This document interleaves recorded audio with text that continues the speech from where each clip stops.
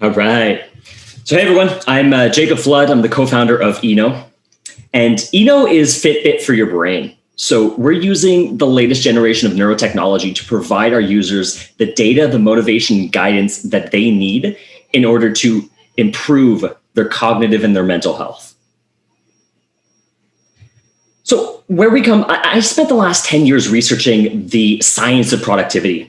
I built a SaaS edtech platform in university, and then spent the following 3 years researching the science of learning, and I wrote a book on the productivity habits that you can apply to your work. And what I found in this research became the thesis of our company, which is that focus is now a knowledge worker's most valuable skill when it comes to improving their productivity. Right? You can imagine if you're a developer or a designer, the part of your day that adds real tangible value is not the meetings and emails. It's those times when you get deeply focused on your work and you start knocking things off your to-do list. But we live in a world surrounded by social media notifications and Slack posts. And so inability to focus is now our biggest impediment to productivity. And the stats really tell the whole story. 40% of knowledge workers no longer achieve 30 minutes of deep focused work in a given day anymore. And 1 in 3 knowledge workers say that problems focusing is their number one issue at work. And I don't know about all of you, but work from home has made this dramatically more difficult, right? We're working longer work days, we're in meetings more often than ever before. And then what that means ultimately is we've got less time to actually focus on the things that move our company forward. And in this research, frankly, the most interesting thing that I found was neuroscientists know how to improve your focus. Like, these tools have existed in labs for decades. And they were primarily reserved for extreme cases of ADHD. And what the labs recognize essentially is if you can't measure it, you can't improve it. And so our mission at Eno has always been to democratize this technology. We want to do for cognitive and mental health what Fitbit did for physical health. And so we've spent the last 4 years building a device that combines clinical grade biosensing technology in an easy and accessible and engaging form factor that you could wear all day. It really is the first time that customers can get access to EEG technology and measure their brain at such a comfortable and attractive form factor. It's the world's first brain sensing headphone. In order to develop this, we partnered with Onkyo Pioneer, who are world leaders in premium audio, and Grandson Shenzhen, who's the world's largest headphone factory. And what we built on it is a Fitbit for your brain. So you get in the morning, you have your coffee, you put on your headphones, and we can measure your brain's level of focus and stress and fatigue. And then we help you understand your brain and coach you towards building the healthy, productive work habits that you need to thrive. And then all of this is built upon peer-reviewed technology shown to improve sustained attention by 75%. And we have 2 patents filed on the hardware and our music system, with many more in progress. So I'll walk you quickly through what that looks like for the consumer. Data from our sensors, whenever you're wearing our headphones, measure your brain activity in the frontal parietal lobe. And that lets us understand your level of focus, your stress, your fatigue, your motivation, and even more. And then our software will also track the apps that you're using on your computer. And so we get a full view of your productivity during the day, what you're doing and how it's affecting your brain. And then after each session, you'll be able to visualize this data. So we give you the information you need to be able to understand how your brain is responding to your environment while you're working. And then after you use this several times periodically during the week, your data is going to be stored on a calendar. And so you're going to be able to see and gain insight into what hours are best for you for focusing, or when during the day do you tend to get most stressed, or what apps you use are the most distracting. And this information can help you organize your schedule and plan when you want to be doing your most important work.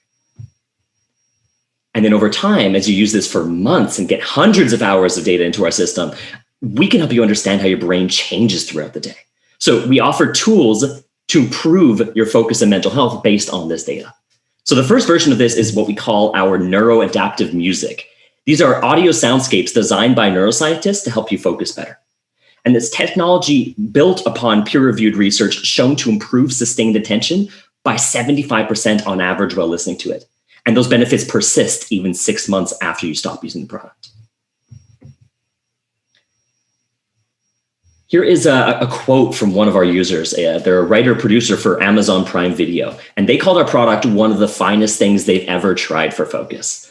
And so, frankly, our data tells the whole story on top of this, right? Like our users on average are wearing our product for 3 hours a day. Ultimately, our goal at Eno with this is to provide the data and the motivation and the guidance that you need to improve your cognitive and your mental health. And having shipped thousands of our products so far, we're really proud to be going towards the next step of now growing the business around that. So switching over to the business side, we have $1.8 million in sales to date. And this is following the Peloton model. So $399 upfront gives you our headphones and 1 year's worth of our software at a 70% gross margin. And then this business model, if you look at proxy industries like physical health, has been very thoroughly proven, right? We saw companies like Fitbit and Peloton and Whoop completely revolutionize the physical health space by using their data from the hardware as a competitive advantage to their software product. And Eno intends to do the same thing, but in mental health instead of physical health. And then where we're headed, billions of dollars are spent annually on focus tools. And what these companies lack across these 4 verticals is the data that Eno can provide about how their users are affected by the content that they're providing. And so we're going to be partnering with the top companies in each of these industries. We can sell them our data to help them improve their product, and in return, get access to their distribution and their content for their tens of millions of customers. To this end, we're already deep in conversation with the top 5 music companies, focused music companies in the world, and we're going to be closing that within a couple months. And ultimately, the reason that we're going to win is that our data gives us an unfair advantage. So customers, I mentioned, use Eno on average right now for 3 hours a day, which means we're collecting more than 100 times more neurotech data per user than any neurotech product across any industry. And by that, we're going to have, by 2022, the largest neural data set in the world, which gives us not only a significant tech advantage, but real network effects as we build out more functionality that generalizes across our population. To do this, we've had to surround ourselves with some of the world's best. So I want to highlight in particular Dr. Ian Robertson, who literally invented the field of focus training and did the research on the underlying science behind the sustained attention training that our music platform's built on.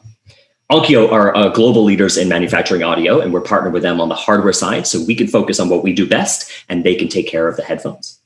And then our go-to-market strategy has been put together by Benjamin Tuff, who had a 9-figure exit as a director of marketing for luxury retreats. And we're backed by SOSV, the world's largest hardware VC, and Real Ventures, Canada's premier seed stage VC. 20 seconds. Yeah. On that, we're raising a $1 million pref equity round at a $7 million pre-money valuation.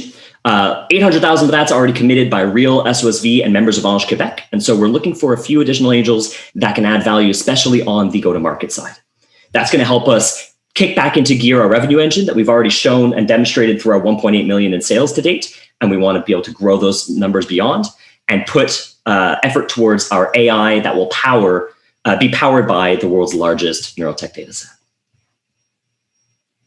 And so we're Eno. We want to do for cognitive and mental health what Fitbit did for physical health. So if you want to innovate in the mental health space using the latest generation of neurotechnology, I would love to talk. Perfect. Thank you very much for that, Jacob. For the questions, please raise your hand on the panelist side, and we will get to those right away.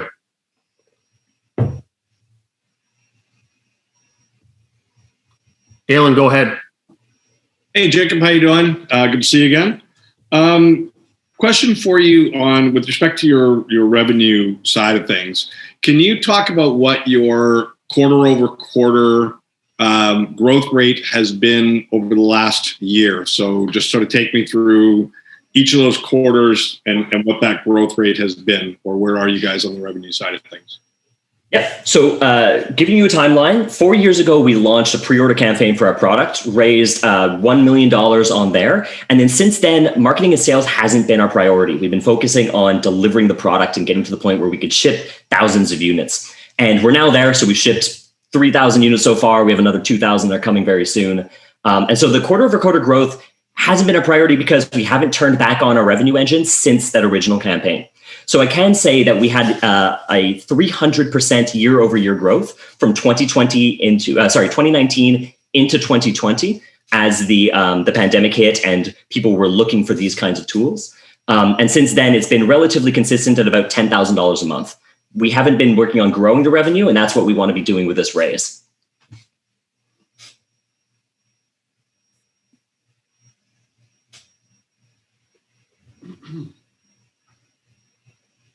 Okay. Up next, Luke. Yeah, thanks for the presentation. Couple questions. First, I understand you're using EEG to collect, I'm assuming, prefrontal cortex as far as cortical areas goes, but I was just curious if you have any data set or any studies on how you're leveraging that data, and also if there's any improved patient outcomes or user outcomes in terms of improved in attention. So a couple folds. How do you use that EEG data? What markers do you look for to measure it? And then have you had any data points on improved attention based on the KPIs that you're transferring? Yep. So on the data collection side, so we split the data and we measure out 4 main metrics right now: motivation, fatigue, cognitive workload, and mind wandering. And we're going to be adding stress to that very soon. And we have validated studies that show that we're able to measure those metrics with near clinical accuracy. And so that's something in our data room that we can share after the call. When you're talking about the outcomes, we haven't done a quantitative study yet. We've been just speaking qualitatively with our customers who've been using the product for about 6 months. And I think the quote I shared earlier was representative of what we're seeing from our customers. They feel like this is building a habit in their lives that's helping them get in the zone when they need to do it, and that it's improving their ability to focus on their work. And we're looking forward to running a study in order to give some quantitative metrics to that too. Okay, and you mentioned you're selling user data. What exactly are you selling? Or collecting and selling? So the intention is to start selling that user data. We want to be partnering with content companies where they can integrate their content into our app.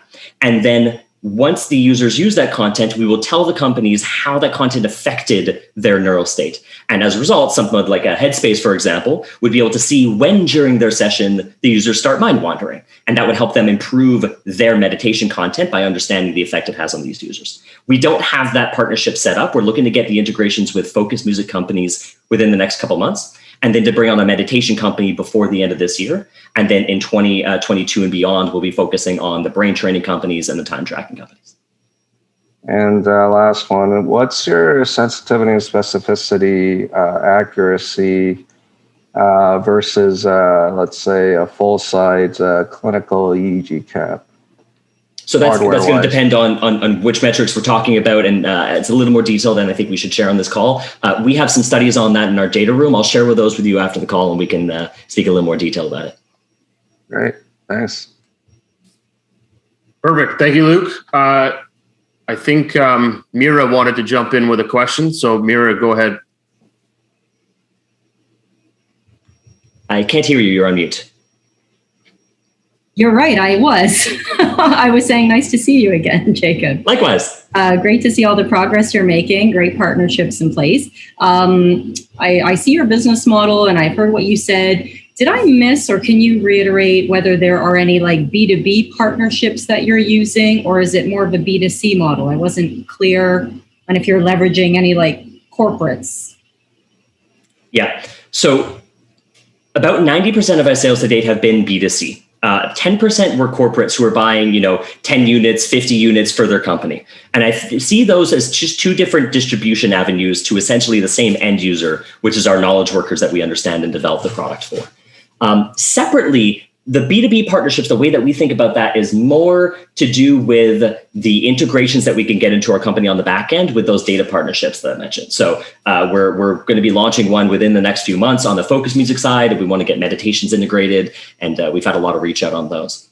Then I won't speak too much to it, but we have a separate avenue, which is these kind of clinical elements where we have 6 or 7 different companies that are building their clinical products on top of our platform, where we provide the hardware and the SDK and the know-how, and then they develop and commercialize their own products using our platform. So yeah, like I said, 6 or 7 of those. One just approached us last week in the psychedelic space. And so there's a lot of really interesting stuff going on there, but it hasn't been our prior focus. And so I don't want to spend too much time on it. What we know best and where we intend to grow over the next year is that B2C, B2B mix. And it's right now a 90-10 corporate. And I think we want to get it to, somewhere around a 50-50. Got it. Okay. Perfect. Thanks, Mira. And for the last question, Scott, please go ahead. Jacob, great pitch. Thank you. Thank you. I want to know how and where this is being manufactured, and I have a follow-up question to that as well. Yeah, for sure. So we have 2 main manufacturers. One of them is a medical device company that does the majority of the world's EEG sensors, and so they help us with the electrode and the electronic stack.